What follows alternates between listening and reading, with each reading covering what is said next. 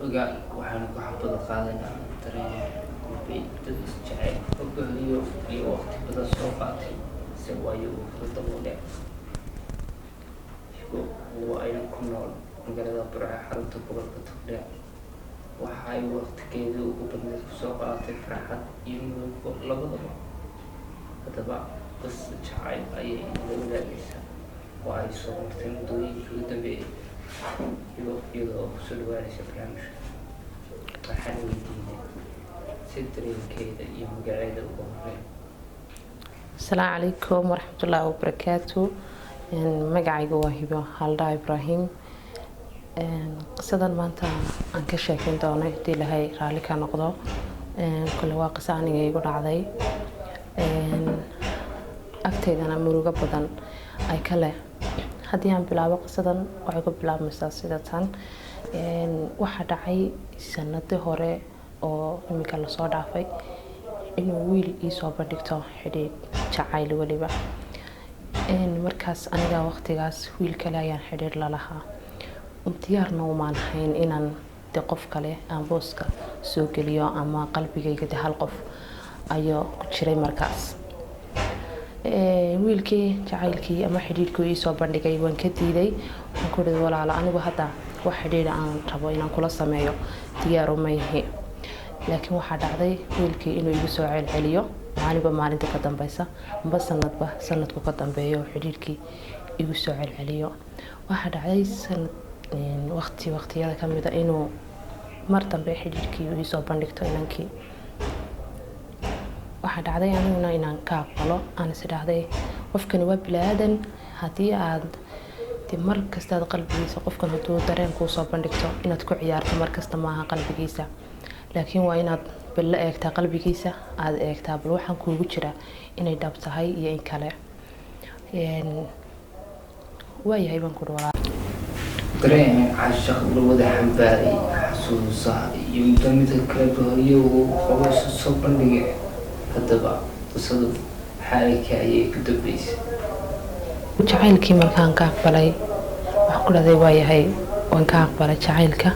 aniguna sidoo kale waan kugu soo dhaweynayaa qalbigayga maalinta ka dambaysa waxa dhacday inaan jacayl la isku soo bandhigano maalinta ka dambaysa aan farxad iyo jacayl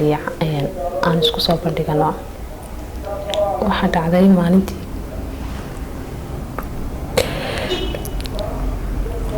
maalinta ka dambaysa inaan isisiiye jacayl naxariis oo isnadii aanu arkay inaan ana agtiisa aanan ka maarmaynin isaguna aanu iga maarmaynin laakiin maxaa dhacay maalin maalmaha kamid ah ayuu ila soo hadlay waxay igu yidhaahday Hibo arrin baan rabaa inaan kuu sheego isu keenkeen caawa waxaan ku dhahday walaal caawa jaanis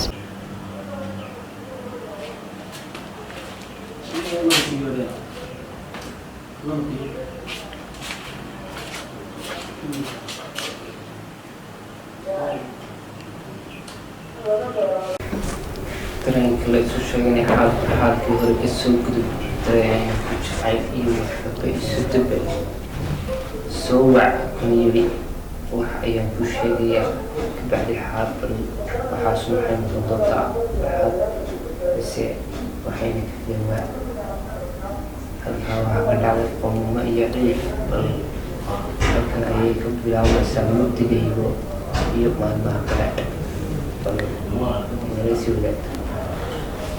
habeenkii waxa dhacday inaan ku raahdo anigu caawa jaanis mahaye habeen kale maad inooga dhigi ama aad telefoonka aad iiga soo sheegtid waxaa degdeg ah ee kula soo kulmay maybaygoodha waxaas waa waxaanan ka adkaysan karaynin waxaanan ku xallin karnaa inagoo kulana waayahay baan kuri wax kasta ha ahaato hayguna adkaatee bal kulankaas waan isku imanaynaa insha allah arrintaasi waxay igu noqotay waxaanan ka filanaynin isna lahayn waa wax dhici doona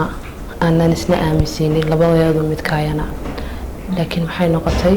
inankiis inay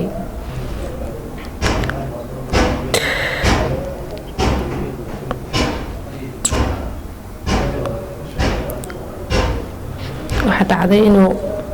faamilkiisii ay ku yidhaahdaan gabadh kale ayaan ku siinaynaa oo gabadhiiba la siiyeyba. waxay la mid doorsanaysaa ama ilmada indhaheeda ka qubanaya ay ka mid yihiin xasuusigii hore ee farxadda iyo wanaagga isu dabaraxa maanta se bal qisada iyadoo inasi ama qaadaysa markay ku dambeysa ama ay igu meesha jacaylkeedii se waxaa dhacday habeenkii anigoo inaan waxyaabihii uu isoo bandhigay aan u qaadan waayo waxaan u qaadanaya maahan, waad igu ciyaaraysaa ee waan kugu ciyaarayaa igu dheh. waxay guri kuguma ciyaarayo, laakiin arrinkani waa sidaas, maxaan ku xallin karaa anigoo waxaan raalli kamehi dhacaya. inan eedaday dhashay ayaa lay siiyey, dee anigu qof aan doortay maanta ama aan jacayl u hayo ma ahan, waayo wayna walaashay agteeda ka ahaan jirtay, laakiin faamilkayagii iyo aabbahay baa isla kaaya jeclaaday. iyo maanta maxaan samayn karaa? waxay yidhi xalka ugu wanaagsan ee aan hayo waxa weeyaan inayn isla tagno oo isla baxsano. aniguna way ii noqon weyday inaan qof noloshiisa aan caqabad ku noqdo. waxaan kuri walaal maanta waxaa lagu doonayaa inaad reer dhisato oo mustaqbal aad samaysato, waxayna dhex yaalla maanta waa dareen dhaba ama jacayl, laakiin anigu ma rabo marna walba anigoo qalbigaygu haddana aanu isiinaynin qofkaygii inaan qof kale maanta la siiyo. noloshaada inaan caqabad ku noqdo ma rabo, reerkaaga dhiso, anigana iisoo ducee. halkaas marka sheekadu habeenkii aan isku ogeyn waxaa dhacday habeenkii anigu inaan meelaan joogaba horkii anagoo sheekadii u wada ayay isuukii dambeysay. waxaa dhacday inaan xanuusto oo gurigii lay keeno, markii dambe aan arko iyadoo lay rushaynayo oo qur-aan laygu akhrinayo gurigaygii.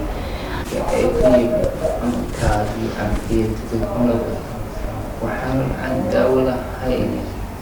wadaadada hareereedii ku soo roga qardhaas iyo qur-aan baa lagu akri sibise waa cudurkii badharo dilay ma daawoobi ayaa ugala soo darsay dareenka hormaaha oohinta iyo ilmaheeda ayaa walaala noqday. haddaba balka saddexkay ka dambeysa jacaylkeediise muu hibaysa oo mu guursaday gabadhii.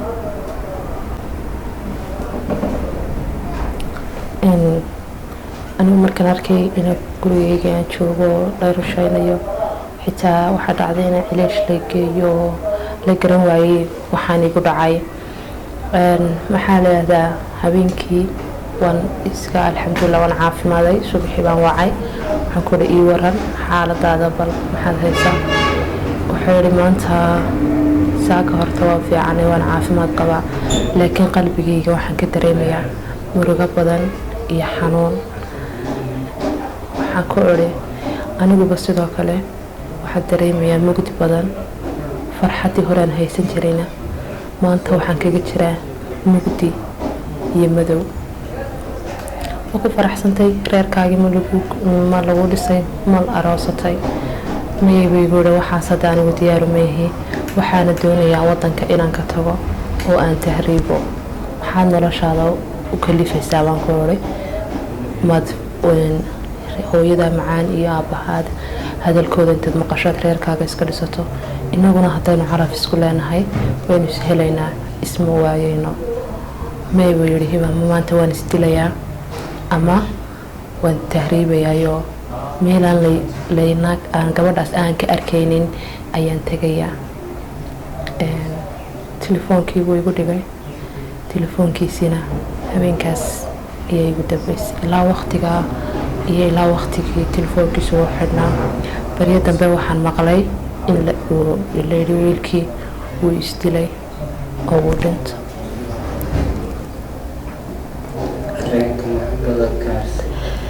wiilkii hibo ay jacaylka suudada kaga soo daardihinayeen waqtigii dalkiisa ugu dhammaado taariikhuu dhaqaaqo, laakiin se waxaa hibo dagaheeda ku soo dhaqay waqti dambe u dhintay oo dunida ayuu ka hajiyo. hibo waqti xaadirkan ka waran nolosheeda sisay noosha ma ilowday oo waxay qalbigeedu jecelkeeda qalbigayga aniga marnaba muu ka bixin jacaylkii aan isku qabnay iyo farxaddii aan agtiisa ka heli jiray laakiin waxaan rajaynayaa inuu isagana ilaahay u naxariisto oo ilaahay kitaabkiisa midigta uga siiyo anigana farxad intaan dunida ku noolahay ilaahay iga dambaysiiyo alxamdulilah hadda anigoon caafimaad qabaa gurigaygaan iska joogaa laakiin bilow haddase waqti dambe oo kaa ka dambeeya samaysatay xiriir jacayl maya jacayl dambe maan samaynin qalbigaygana kumay soo dhicin inaan jacayl dambe sameeyo ilaa waqtigan hadda aan ka joogno wax jacayla ama xiriir la yidhaahdaan sameeyey ma jirto niyaddeedna kuma jirto inaan sameeyo fariinta ugu dambaysa ee aad kaga tegaysa dadka jacayl isjecel soo dhex ama soomaalida cadadeeda dadka dalkaasi fariin ah ee u deglaha waxaan leeyahay jacaylka ha la aamino ha lana ixtiraamo labada qof ee isjecela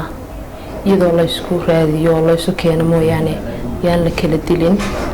oo la kala eryin waayo waxaa dhici karta qof kasta inuu dacalkiisa